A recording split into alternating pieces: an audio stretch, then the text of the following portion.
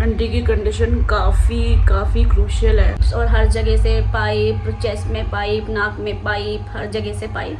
हमारे दोस्त प्रे कर रहे हैं कि आंटी की रिकवरी हो जाए, आंटी ठीक हो जाए। होपफुली आंटी ठीक हो जाएंगी। Hey guys, welcome to another vlog. सुबह की शुरुआत हो गई है। सबसे पहले अगर चैनल में नए हो और अभी तक सब्सक्राइब नहीं किया तो पहले चैनल को सब्सक्राइब करो, बेल आइकन को प्रेस करो ताकि जब भी वीडियो आए आप अपडेटेड रहो और मेरी वीडियो देख पाओ। तो हाँ, मैं सुबह उठ गई हूँ और फिर आज मैंने जिम मिस कर दिया। प्रिया ने मुझे दो बार कॉल किया। मेरा फ़ोन था साइलेंट पे, मेरा फ़ोन रख दिया था मैंने ड्रॉअर में, मुझे आवाज़ नहीं आई। और जब वो स्कूटी से निकली तब मुझे आवाज़ आई। तो बहुत दुख है, आज मैंने मिस कर दिया। बट मैं आज शाम में जिम जाऊँगी। आजकल मैं रोज़ जिम मिस कर दे रही हूँ, रोज़ जिम मिस कर दे रही हूँ, जो कि मैं अब नहीं करूँगी। एक्सरसाइज इज़ वेरी इंपॉर्टेंट, ठीक है। और बस मैंने ब्रश कर लिया है, करके रेडी। और मैं आपको करके बताऊँगी अब टेस्ट की कैसा बना है पोहा।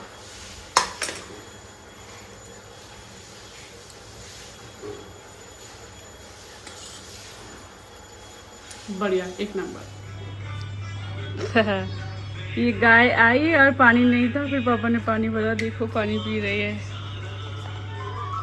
अच्छा लगता है ये देख के। जादू वो है। हाँ, तो दोनों को एक एक दे दीजिएगा। हाँ, इनकी किस्मत।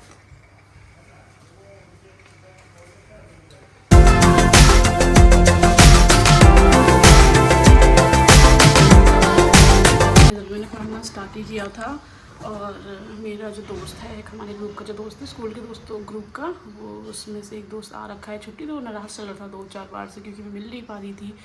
तो हमारी बहस चल रही थी चैट पे और सडनली उसने मुझे बताया कि मेरा एक दोस्त है हमें, जिसको मैं राखी बांधती हूँ, मेरा भाई जैसा है वो, उसकी मॉम आईसीयू में है। तो मेरे को एकदम शौक लग गया। मैंने बोला भाई ये क्या हुआ, कब हुआ? तो बोल रहा है कि भाई वो तो सीरियस है, आईसीयू में क्रिटिकल केयर में पड़े रखी हुई हैं उनको। तो फिर मैंने बोला, मुझे लगा अमित को पता ही नहीं है, क्योंकि अमित आर्मी में सर्व करता है। तो मैंने बोला अमित को पता है? तो बोल रहा अमित आ रखा है। हमें एकदम शौक कि भाई अमित कब आया, कुछ पता ही नहीं है। फिर मैंने अभी जस्ट अमित से बात करी और आंटी की तबीयत बहुत सीरियस है। और अब मैं बस नहा वहा के थोड़ी देर में निकलूँगी उन लोगों से मिलने, क्योंकि अमित भी बहुत आवाज़ से लो लग रहा था। हाय गाइस, जैसे कि मैंने आपको बताया था सुबह अपने फ्रेंड की मॉम के बारे में, तो मैं नहा वहा कर कब से रेडी हो गई थी। बट हमारे 1-2 फ्रेंड्स और हैं जो कि जिन लोगों को जाना था मेरे साथ, और मैंने सोचा मैं भी किसी के साथ चले जाऊँ, हम सारे ही देख कर आ जाएँ आंटी को एक साथ। तो मैं रेडी हो गई हूँ, मेरे दोस्तों का फ़ोन आ गया, वो पहुँच गए हैं। मुझे भी यहाँ से निकल जाना है, फिर उन लोग को मिलूँगी, फिर हम तीनों एक साथ जाएँगे। अमित का दोबारा भी फ़ोन आया था, उससे दोबारा बात हुई, पूछ रहा था कि कब तक आओगे तुम लोग। और अमित वैसे जनरली इतना लो साउंड नहीं करता, बट काफ़ी लो लग रहा था, काफ़ी। तो बस मैं अब निकल रही हूँ, अब देख कर आती हूँ। सुबह से मैं भी बहुत ऊपर नीचे हो गया, पढ़ाई भी रेगुलरली नहीं कर पाई। बार बार होता है ना कि, क्योंकि मैं तो हमारा एकदम ख़ास दोस्त है, उसकी मॉम के साथ एकदम से हो गया। और उनकी जो अभी तक मुझे इन्फॉर्मेशन मिली है उसके हिसाब से आंटी की जो सिचुएशन है थोड़ी क्रिटिकल है। वो उसी दिन से आईसीयू में है और आंटी को ब्रेन स्ट्रोक आ गया था, कुछ स्ट्रोक हैमरेज करके बता रहा था हमें। तब बात तो उतनी हो नहीं पाई। अब मैं वहाँ से होकर आती हूँ, फिर आप लोगों से मिलती हूँ। मैं बस निकल रही हूँ। Hey guys, welcome back. और मैं अभी 1 घंटे पहले ही घर पहुँची हूँ। अभी घर वालों के साथ बैठी थी, बता रही थी। और गुड न्यूज़ तो नहीं है। मैं हॉस्पिटल गई और अमित और उसकी फैमिली वगैरह सब थे वहाँ पे। और फिर मैं आंटी को आईसीयू में देखने गई, क्योंकि हम उस टाइम पे गए थे जब विजिटिंग आवर्स थे, क्योंकि आईसीयू में अलाउड नहीं होता। तो मैं अकेले गई थी। आंटी की कंडीशन काफ़ी क्रूशियल है। मतलब मैंने पहली बार, मतलब मेरे बड़े पापा का जब एक्सीडेंट हुआ था एक बारी, तो मैंने देखा है थोड़े ऐसे, मतलब बहुत ज़्यादा ऐसा ख़तरनाक सी सिचुएशन, पाइप्स और हर जगह से पाइप, चेस्ट में पाइप, नाक में पाइप, हर जगह से पाइप। बट आंटी का उससे भी ज़्यादा था। बेसिकली आंटी को उनके ब्रेन स्टेम में ब्लीडिंग हुई है। आंटी को बीपी का इशू था इस वजह से, और इस वजह से उनको स्ट्रोक आ गया।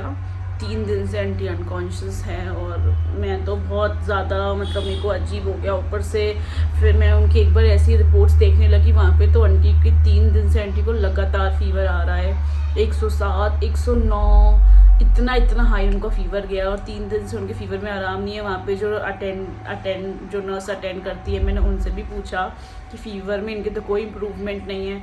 वो भी बोल रही थी कि हम पूरी कोशिश कर रहे हैं, मेडिसिन दे रहे हैं और इनको मतलब ठंडे पानी से इनको स्पंज इस्तेमाल करके पूरे बॉडी पे वो कर रहे हैं, बट नहीं हो पा रहा है। हम सारी कोशिश कर रहे हैं और थोड़ा डिसहार्टनिंग तो था उसने बोला तो, but we are hoping for the best. आप सब भी प्रे करो।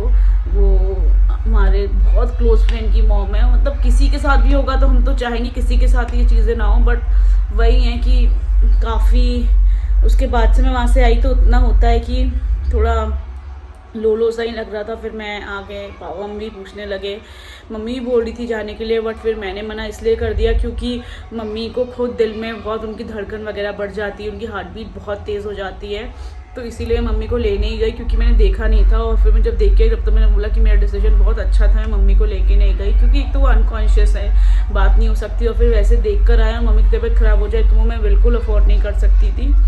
But we are hoping for the best. हम सब प्रे कर रहे हैं, सारे दोस्त प्रे कर रहे हैं कि आंटी की रिकवरी हो जाए, आंटी ठीक हो जाए। होपफुली आंटी ठीक हो जाएंगी। डॉक्टर्स बोल रहे हैं कि अभी वो कुछ नहीं कह सकते ऐसा क्योंकि थोड़ा क्रूशियल कंडीशन है पेशेंट का, बट मैंने रिपोर्ट्स मंगाई है अमित से। हम 2-4 जगह प्रिया दी के थ्रू हम 2-4 जगह सर्कुलेट करवा के देखते हैं कि क्या फीडबैक दे रहा है। बाकी आप सब भी प्रे करो, किसी के साथ भगवान ना करे किसी के साथ भी हो। पेरेंट्स सबसे प्रेशियस चीज़ होती है लाइफ की, मतलब पेरेंट्स से ऊपर कुछ भी नहीं होता। पेरेंट्स हैं तो सब कुछ है, और मतलब थोड़ा डिसहार्टनिंग हो जाता है ऐसा देख के, अच्छा ही लगता बिल्कुल भी, बट अब क्या कर सकते हैं। अब हम 1-2 बार और चक्कर लगा के आ जाएंगे और बस उसके सपोर्ट में ही खड़े रह सकते हैं। बाकी तो उनकी फैमिली काफ़ी आ गई हैं। मैंने नानी से भी बात करी, मतलब आंटी की मॉम से भी बात करी, वो भी बस चाह रही थी कि बस ठीक हो जाए। तो थोड़ा मेरे को बहुत इमोशनल लो सा फील हुआ कि मतलब किसी की बेटी है और किसी के साथ ऐसा होता है तो कितना उनको बुरा लग रहा होगा। तो उसके बाद फिर मैंने आके कुछ रिकॉर्डिंग वगैरह भी नहीं करी, वहाँ तो कोई मतलब ही नहीं बनता रिकॉर्डिंग करने का। बस हम सब प्रे कर रहे हैं कि आंटी ठीक हो जाएं, आंटी फिट एंड फाइन हो जाएं, बैक टू नॉर्मल हो जाएं। और मेरे को आज ही रियलाइज़ हुआ कि ये जो क्रॉनिक डिजीज़ेज़ होती हैं जैसे कि बीपी और डायबिटीज़, ये कितनी ज़्यादा खतरनाक है। मतलब आप सोचो उनका बीपी शूट हुआ, इस वजह से उनको दिक्कत हो गई। तो भाई आप सब अपनी हेल्थ का बहुत ध्यान रखो, स्ट्रेस मत लो। लाइफ में कितना ही बुरा हो जाए स्ट्रेस लेके कुछ नहीं होता, बट इंसान प्रेशर लेता है दिमाग में तो वो उसको कहीं ना कहीं बहुत इफ़ेक्ट करती है, अभी नहीं तो लॉन्ग टर्म में इफ़ेक्ट करती है। और आज ही मेरे को रियलाइज़ हुआ कि भाई ये बीमारियाँ कितनी बेकार और सड़ी बीमारियाँ हैं।